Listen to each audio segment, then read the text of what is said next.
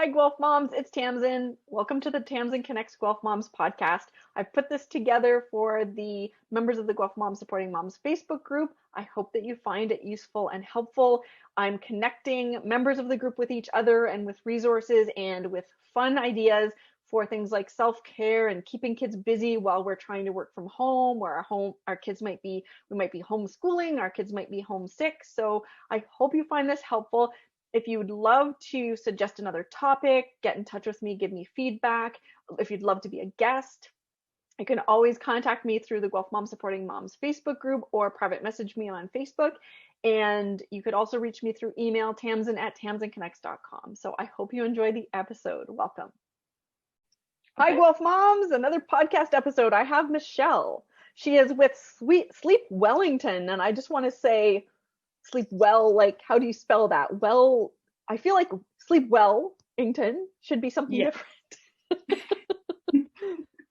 So is it spelled like we would guess? We can. It is. I will put a link.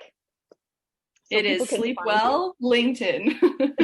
Okay. Yeah, for sure. And we are going to be talking about, you have some sleep tips for us. You said special for kids 0 to 4. So we're going to get into that in a second, but you were talking, I'd like to start with something that we love about being a mom in Guelph. And you were saying there's lots you love about being here. Yeah, definitely. So having been a university student and then choosing our first home, my husband did ask me, where is it that you think you want to live? And I said, Guelph. And he goes, okay, where else? And I said, Guelph. there is no somewhere else. I just love the feeling of it being, university town, but then on top of that, it's got the life of a city, but the feel of a small town and the feel of a really tight-knit community. And so that's what's kept us here. And we're not moving. We're staying put. We absolutely love it. So, cool. Yeah. Yeah, I've found too, and you're an entrepreneur now, I've found that community, like it's really great. I started my entrepreneurial journey here. I think I've said before, I can't compare it to anything else, but I really loved how when I started, I just felt embraced by other entrepreneurs here and resources and people who are really, there's a real health focused vibe here as well. And it combines with the entrepreneurial journey just in a we're very focused on helping people. And I really have enjoyed meeting other people. Yeah, like you, who are focused that way. Yeah, for sure. Absolutely. So you do you call yourself a sleep coach or trainer or? So I call myself a sleep consultant. In a lot of ways, as a consultant, I take on the role of coach alongside it. But the reason why I like the term consultant and I use that term is because I don't want people to feel like I'm not accessible and that the only thing I provide is that sleep training piece. Okay. And if you're not going to, fully commit to sleep training, then I'm not going to use a sleep coach kind of idea. As a consultant, I am more accessible, or I feel like I can be more accessible in just answering questions and providing support in whatever way makes sense, whatever way is going to work for the family, for the mom, and for dad, or for the caregivers in general. So yeah, so that's kind of the title. Sorry, I will mute myself again if that sneeze comes back. That's what the weird facial expression was all about for people who are watching this and not listening. Yeah. So yeah, can you just maybe talk a little bit more about your specialty? So you're a sleep consultant. So for people, just so that they know when they should get in touch with you, and then maybe you said you had some tips. Yes, so we all know that it's a lot less stressful for mom when kids are sleeping well. So yeah. Yes, it's so true. So my passion kind of for helping parents develop, a clear plan or, and a confident plan for solving their children's sleep issues kind of once and for all, developed out of my own challenges with my son's sleep. So I have been that exhausted, confused, like confusion was a big piece, frustrated and just frustrated because I couldn't figure out what I was doing to I called it sleep sabotage, really, Okay. is what was happening. Right. So, I've been that parent, and I know the reward and the relief of sleep support, and kind of when we decided that that's what we needed for our family. Essentially, what it is looking at kind of the logistics, what's going on with sleep right now for your little one. And so that might be that they are feeding to sleep. That might be that they need to be rocked and, bounced or in the car or in a stroller in order to fall asleep. It could be, that they're just having really short naps, and that 20 to 30 minutes is not long enough. It's not restorative. So what I do is I take a look at those details and then develop a personalized plan, something that's very unique to that little one, so that we can get them sleeping again. And then the third piece to that is, I follow up, and that support it exists until the caregiver sees success, until mom sees success and feels like I've got this. And so that's where the coaching piece comes in. I'm a bit of a cheerleader, but at the same time, I'm also very much that resource of like, is what I am doing, is am I on track?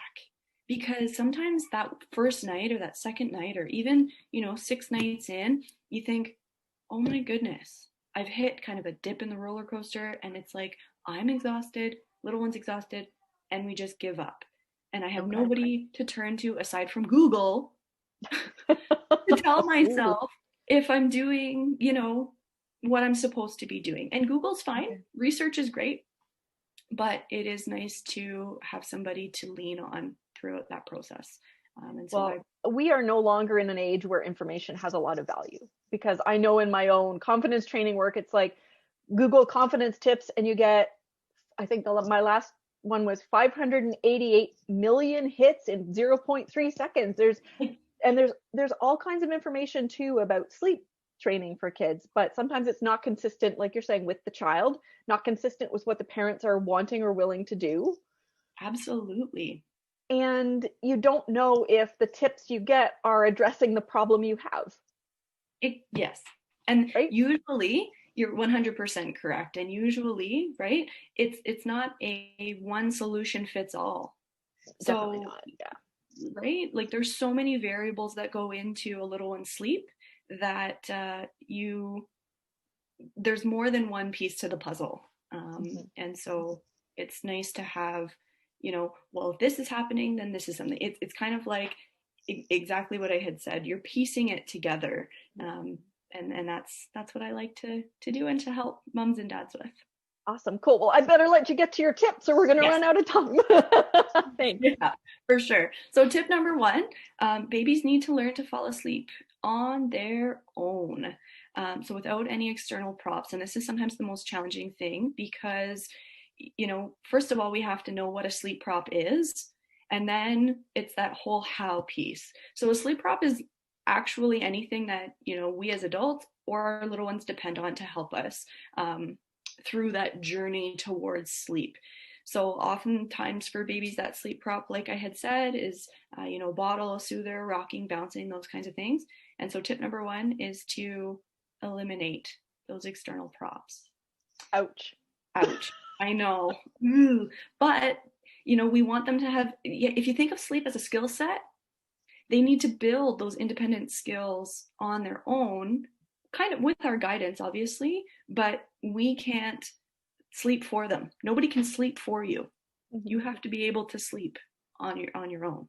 And so it's like riding a bike. You practice and practice and practice and practice, and then you get proficient. You get good at it, and then you can do it by yourself, right?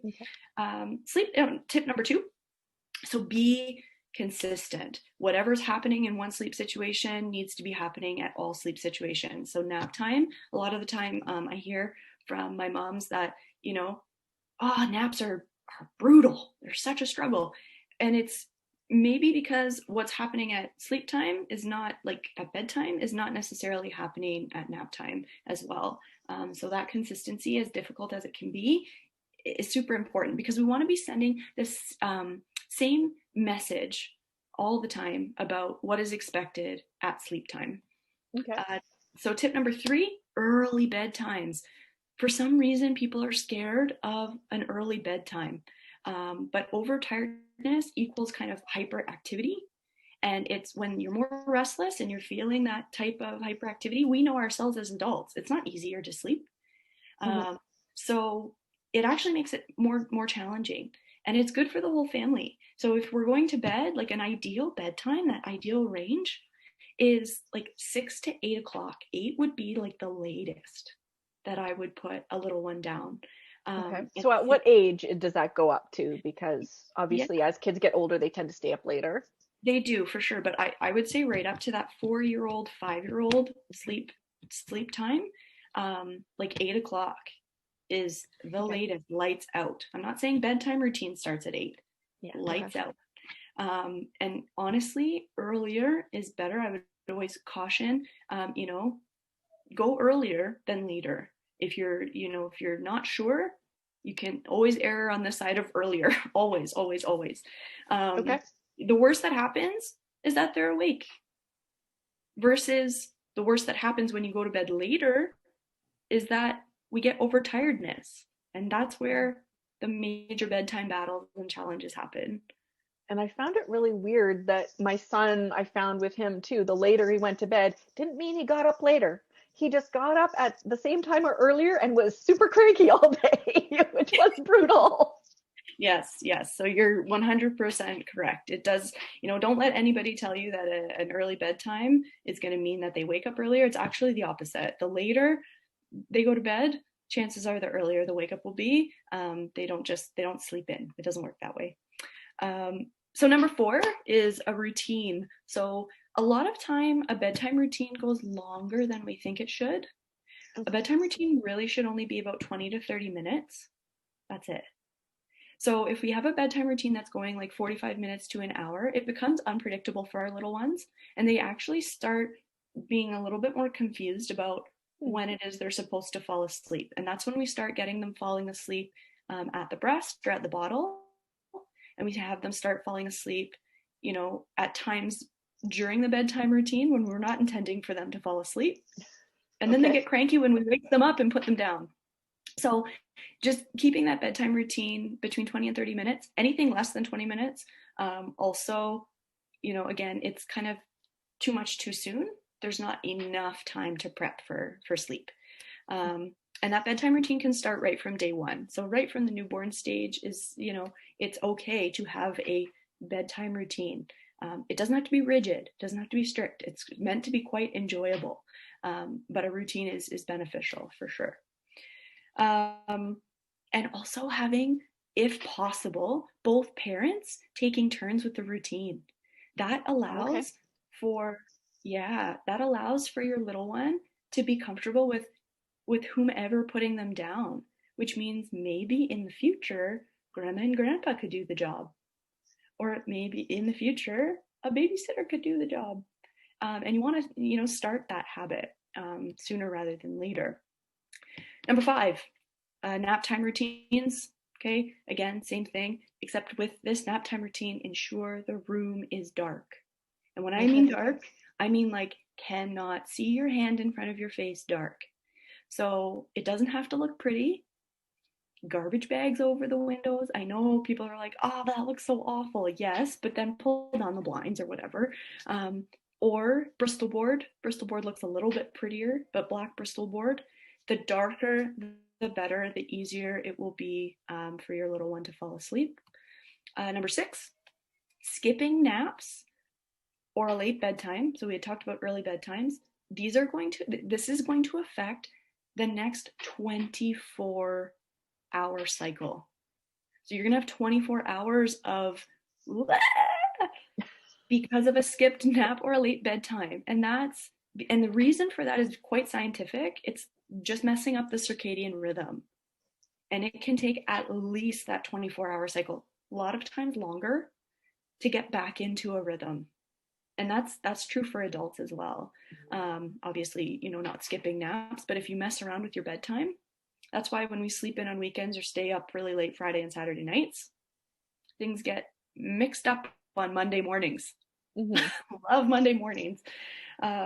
So just something to note. And then last but not least, tip number 7. So this is for moms, if you're still feeding at night. So some moms are, some moms aren't, and it all depends on age and comfort level and what works for you. But try your best not to let your little one fall asleep while they are feeding. And I hear a lot of my moms say to me, but my little one only falls asleep when I feed them. And so the truth is, we want to avoid that. You want to keep feedings low key and quiet, but you don't want them to fall asleep. So a little tickle under their arm or a little tickle on their foot, or just brushing, just making sure that they're still with you, because that's when we get the development of an external sleep prop. And so night wakings happen even if they're not hungry. They'll wake up because we naturally wake up. So again, kind of some sleep science. Everybody, including adults, we naturally wake up throughout the night. We just don't remember it because we're so good at putting ourselves back to sleep. So naturally, we wake up, and our little ones, when they wake up, if their sleep prop isn't present, they don't know how to put themselves back to sleep without it.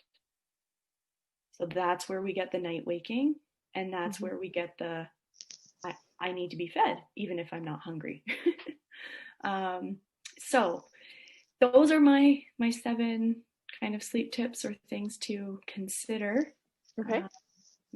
When thinking about your little one's sleep. Okay, awesome. I would just like to connect a couple of the things, because as you were talking, I mean, my son's 9. Mm-hmm. Yeah, we did all the wrong things for the whole time because, well, and it turned out he has autism, and apparently really bad sleep is associated with that. Okay. So we just coped. I was not at all willing to listen to him cry or anything like that. For sure. That's the other thing, is I do hear people ask me often, do I have to just let them cry it out? Is the extinction method my only option? And my answer to that is no. There are gentler methods. There are things that you can do. Ultimately, any change that you make to your child's sleep routine, any change that you make, think of when you yourself sleep. If someone took away your pillow, you'd be like, what the heck? What are you doing? Right? You'd protest. You'd be like, no, that's my pillow. What are you doing? Right? So that's the same thing that happens when we make change to our little one's sleep habits and routines, right? They protest. Sometimes that protesting is like, oh my goodness. And sometimes that protesting is just a little bit of, fussiness. But sometimes it's like, I'm dying. Exactly. Yes. Exactly. Yeah. But at no point do you need to ignore that protesting. At no point do you need to just let them cry. No, there are gentler methods that are, available and dependent upon the situation, right? Each sleep plan is different. And whatever the parents are comfortable with, there are ways to ensure that your comfort level matches how to get to sleep success. And I think that's really, really important. Like, some people are comfortable with the letting their kid cry a bit, and I don't want to dismiss that as a viable option. A lot of us are just not, and that's okay too. It's whatever your comfort level is, and there's no judgment there. It's entirely, you're the parent, right? You're the one who gets to be with this little person all the time. So, and you want to enjoy that, and you don't want to be second guessing yourself. So you are being the best parent that you can be and that you know how to be. And so that's more than enough. So whatever you're comfortable with, whatever you're comfortable with, that's what happens. That's what you work with and what you do, right? Cool. So before we get on to the self-care aspect, I just wanted maybe some hints or suggestions or clarification about nap time and sort of bedtime sleep. You've talked about routines, you've talked about everything being the same, but if your bedtime routine involves a bath and stuff, you're not going to do that before a nap as well, probably, right? Like, how do you adjust sleep time routines, night versus Nap. night versus nap, and try and keep the sleep situation the same at the same time. I'm just a little Yeah. bit Confused with that, or a little. yeah. Yeah, for sure. So with bath time, yes, obviously that it would, think of your nap time routine as an abbreviated version of bedtime. So what I mean by that is keeping the sleep space the same. So if they're sleeping in a crib for bedtime, the idea is that they're sleeping in their crib for nap time. It's not taking a nap in mom and dad's bed and co-sleeping for naps, and then at bedtime they go in their crib, or vice versa, like that same sleep space. And the reason for that is the consistency. Whenever they are in that crib, the expectation is the same. It's sleep time. And it's one of the reasons too why we say within a crib or within their bed for toddlers to not have a plethora of toys. Because bed is actually not necessarily, we don't want it to be associated with a playtime. But once it's established that it's meant for sleeping, then, and obviously toddlers in particular have a lovey. They might have one or two stuffies that they sleep with, and that's totally okay. But we just don't want to have the wall lined up with stuffies. Because then what happens is it becomes a stall tactic. Anyway, so back to the bedtime nap time routine. Bath, obviously, yes, at nap time, you're not going to include that. But, going in and maybe with bedtime, you have bath and then pajamas and then a story and then in the crib and lights out. Maybe that's kind of the progression of your routine. For nap time, you would take out the bath, but you would go in the room, maybe change into comfier clothes. So if they're wearing jeans, then maybe we put on a pair of sweatpants, or if they're, in pants or whatever, put them in just into a onesie. Then read a story. So again, maybe a shorter story. So maybe at bedtime it's 2 stories, but maybe at nap time it's only 1, right? And then again, kind of turn on the noise machine or whatever, in the crib, lights out. So it's just the same progression of events. Those events could be shortened to be, from 2 to 1 story, or maybe we sing songs instead. So if you're singing songs at bedtime, sing songs at nap time. If you're reading stories at bedtime, read stories at nap time. Try to keep the events the same, just shorter in time. And obviously bath can be removed. Some people too, just an FYI, bath is a really nice transition into bedtime. However, because our little ones, it's a different experience, sometimes they just get more amped up for bath time. But don't be afraid to take that bath time out of the routine if you think that it's amping up instead of calming down. And really then people say, well, when am I supposed to do bath? So if bath is happening an hour before bedtime and you've taken it out of the routine, then it's no longer being associated with bedtime, and the calming down can happen half an hour before bed. So, yeah. Mm-hmm. And some people, like I know when my son was small, we were told because of his skin not to bathe him more than once a week. So if that was if we had been using that as part of bedtime, we would have had to take it out of bedtime because we couldn't do it every night anymore. Yes. Yeah. And so that's totally, totally cool. You just find, some other things that you enjoy doing together. I don't even remember. It was so long ago. Thank goodness. So I was mentioning before we started the official recording that although I'm hoping this podcast will continue and be useful well past the pandemic, because bedtime is a stressful time for relatively new moms, for most of us anyway, even before the pandemic. Even pre-pandemic. I know. So when we find bedtime easier, I think especially because nighttime, bedtime, we're usually at the end of our resources too, right? Like it's the end of our day too. It's our kids are at the end of their resources. We're at the end of our resources. It tends to be a stressful time in many households. But what are some things you've noticed maybe, or that can help, kind of more related to like moms reducing their stress? We were talking about how important that is. You might want to reiterate, because you and I already talked about it, but I don't think it's on the recording. Yeah, for sure.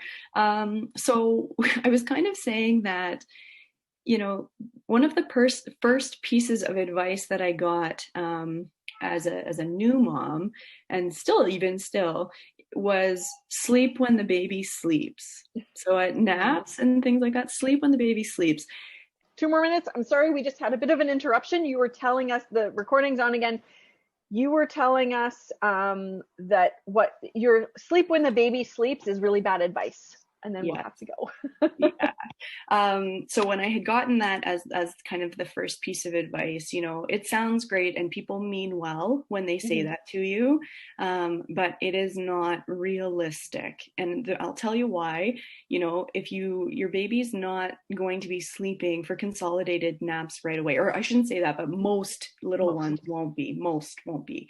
And so if they're only sleeping for 30 to 40 minutes, like they're only getting in one cycle, it takes us as moms to fall asleep. It's going to take us at least 10 to 15 minutes. And that's if we're lucky. Like, I don't know very many people who can fall asleep any quicker than that. And it, for a lot of us, takes longer, right? So, you know, you're falling asleep and then you're really only getting 5 to 10 minutes, maybe. And then you're back up. You're back and you're awake. And it was brutal. Yeah. So, you know, it's all well and good when people say that their intentions are good, but it is not the best piece of advice. So as far as self-care goes, my number one thing for moms, in all honesty, is at that bedtime piece, okay? And this is like adult sleep for anybody, but particularly for moms, half an hour to an hour before you plan on going to sleep, you need to eliminate the screen time. And I know it's the wind down, and I know Netflix is fantastic. I am that person. I totally understand that. But the screen time is actually going to make it and take you longer to fall asleep. Some of us fall asleep while watching the TV, but that's the same problem as having to wake up off the couch and then move ourselves to bed. So we're not actually getting consolidated sleep. It's not restorative that way. And then the other piece is 10 o'clock latest for your bedtime. I know, brutal, right? You're like, no, that's just as unrealistic as trying to sleep for naps. But a lot of the time, we say our evenings are meant for winding down. Well, why not make sleep a part of the winding down? Because ultimately, you're exhausted. And ultimately, sleep is the only thing that's going to fix that. Not Netflix, right? not that glorious glass of wine, right? But ultimately, sleep is going to be what helps. So 10 o'clock bedtime, best piece of advice that I'm going to bed at 8 these days, so I'm not gonna I'm gonna dispute that. I have to get up at 6 with my son. So can you let us know how to find you? I'm gonna put links. So I'm a part of Yep, I am a part of the Guelph Moms Supporting Moms group. And so to find me, my name is actually MJ Bees. So please feel free to connect with me through the group. If you're kind of interested in checking out a little bit more about Sleep Wellington, my website is www.sleepwellington.ca. Okay, so I'll try to put that in however I write up somewhere. The review or the and my email and contact information is all on the website as well. But please connect with me via the group, and I can always provide what support is necessary. And if people need to access me through my website, I can direct them that route as well. Awesome. Okay, well, thank you. Yes, some good tips. I wish I'd had more of them when my son was a baby. And hopefully they will help a lot of the members of Guelph Moms Supporting Moms. So thanks a lot. Okay, thanks, Tamsen. Okay. Talk later. Bye. Yep, bye. So I hope you found that episode useful, fun, interesting. If you'd like to give me feedback of any sort, I'd really appreciate it. You can private message me through Facebook. You can reach me through the Guelph Moms Supporting Moms Facebook group, or you can email me at tamsen@tamsenconnects.com. And I hope to see you back here again. Bye.